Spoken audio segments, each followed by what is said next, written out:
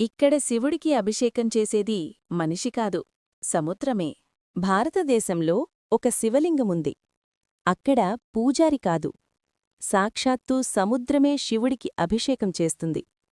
ఇది కథ కాదు, నమ్మకం కాదు, నిజం. ఈ అద్భుతమైన శైవక్షేత్రం పేరు స్తంభేశ్వర మహాదేవ్ ఆలయం. ఇది గుజరాత్ రాష్ట్రంలో కంహాత్ సముద్రతీరంలో వెలసి ఉంది. ఈ ఆలయంలో ఒక అద్భుతమైన దృశ్యం రోజూ జరుగుతుంది. రోజుకు 2 సార్లు సముద్రానికి అలలు పెరిగినప్పుడు శివలింగం పూర్తిగా నీటిలో మునిగిపోతుంది.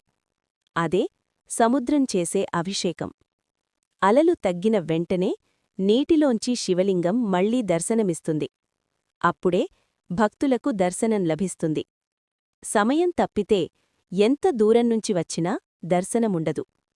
పురాణ విశ్వాసం ప్రకారం పాండవులు తమ వనవాస సమయంలో ఈ శివలింగాన్ని ఇక్కడ ప్రతిష్ఠించారట. ఆ రోజునుంచి మనిషి మాత్రమే కాదు, ప్రకృతే శివుడిని పూజిస్తోంది. గంగ కాదు, కావేరి కాదు, సాక్షాత్తూ సముద్రమే శివుడి భక్తుడయ్యాడు. శివుడు మనకు చెబుతున్న సందేశం ఒక్కటే: ప్రకృతి మొత్తం నాదే, ప్రకృతిలోనే నన్ను దర్శించుకో. ఓం నమ శివాయ.